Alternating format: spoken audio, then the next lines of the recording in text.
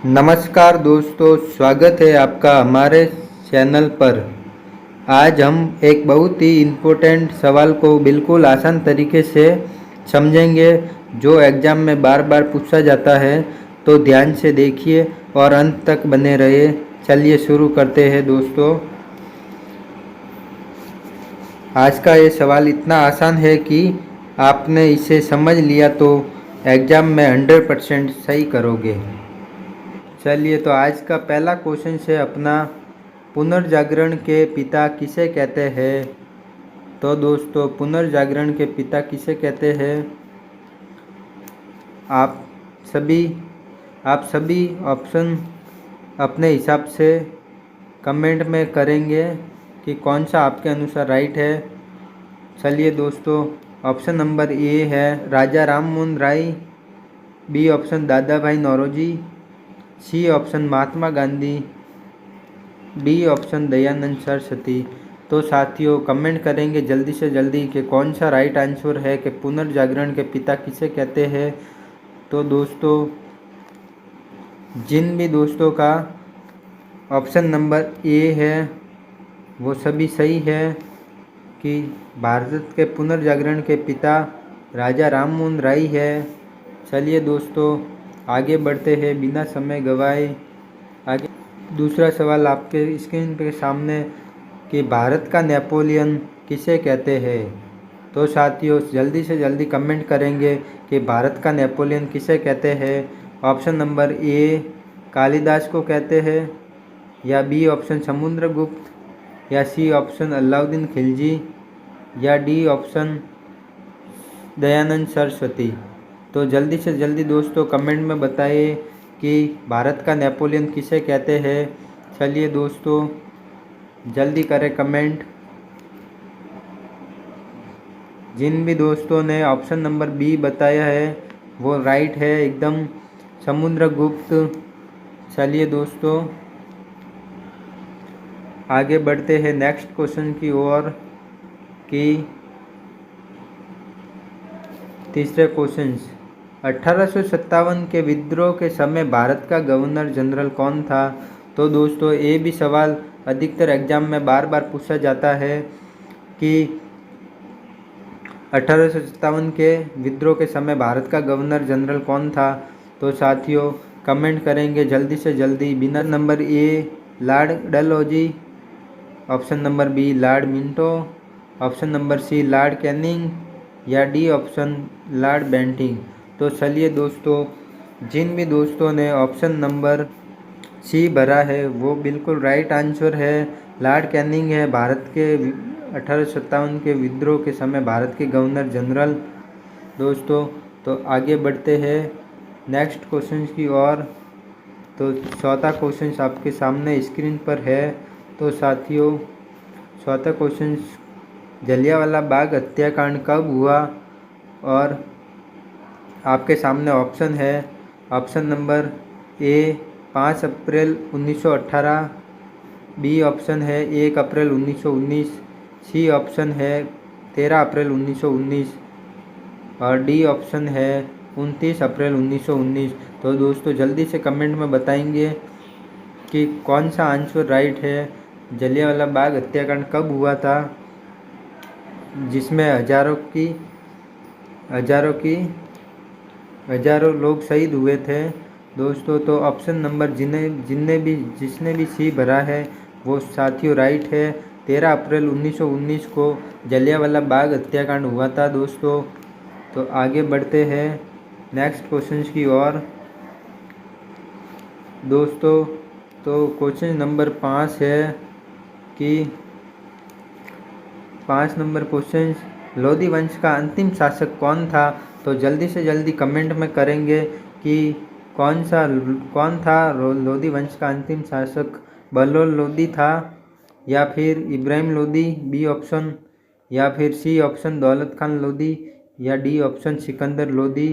तो साथियों, जल्दी से जल्दी कमेंट करेंगे कि लोधी वंश का अंतिम शासक कौन था। तो साथियों, जिन भी दोस्तों ने भाइयों ने ऑप्शन नंबर बी भरा है वो दोस्तों राइट है। इब्राहिम लोधी थे लोधी वंश के अंतिम शासक।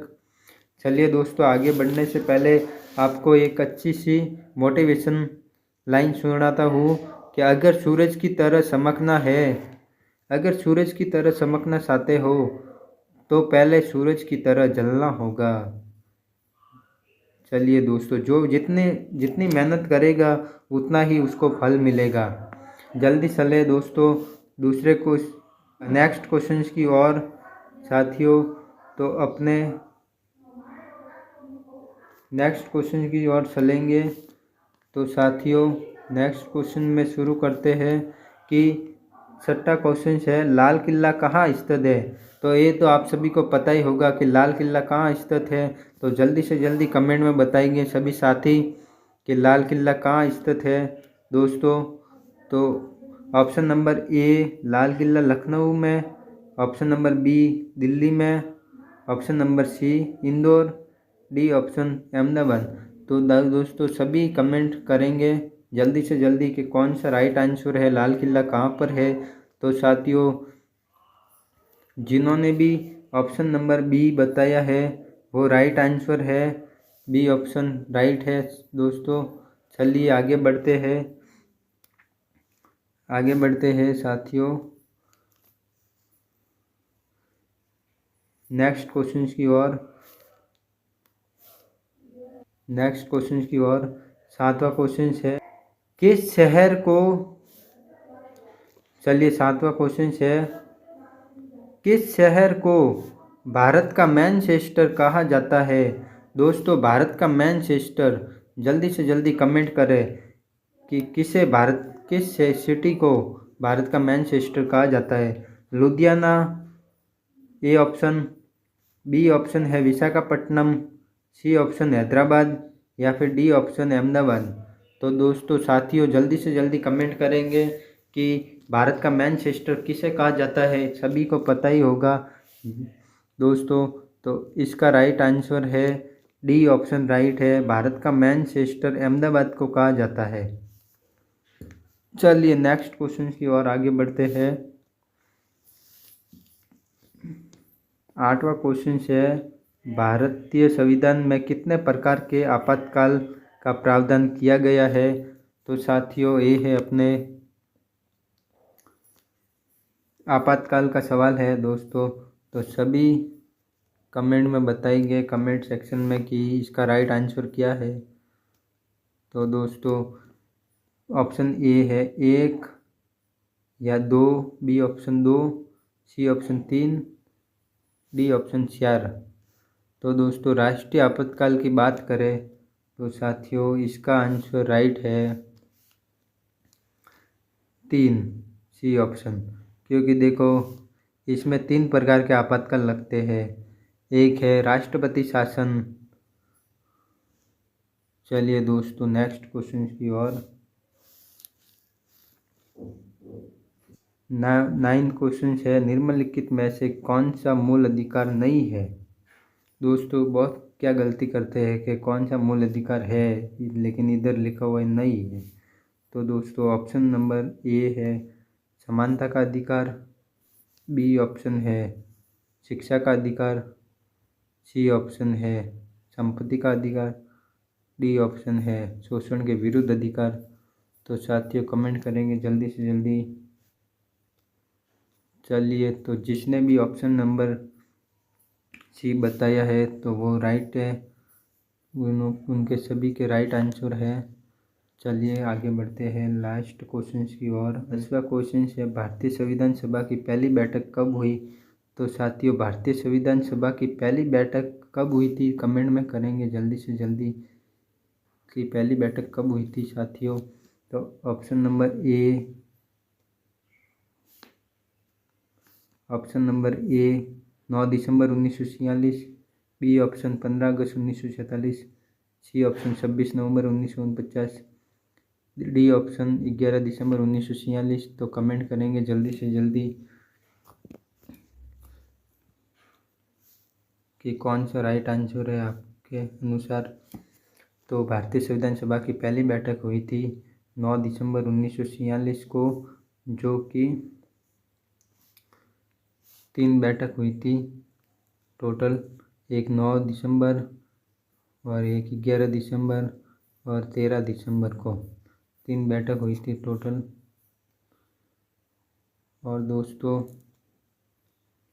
आप सभी चैनल पर नए हैं तो प्लीज़ सब्सक्राइब करें चैनल को और बेल आइकन को ऑन करें, क्योंकि ऐसे ही आने वाली नेक्स्ट वीडियो। दोस्तों, यदि हमारे चैनल पर नए हैं तो स्टडी विथ रवि को चैनल को सब्सक्राइब करें, क्योंकि ऐसे ही और वीडियो बनाते रहेंगे और आपके लिए अच्छे अच्छे क्वेश्चंस जो एग्ज़ाम की दृष्टि से इम्पोर्टेंट है लाते रहेंगे साथियों। धन्यवाद दोस्तों, थैंक यू।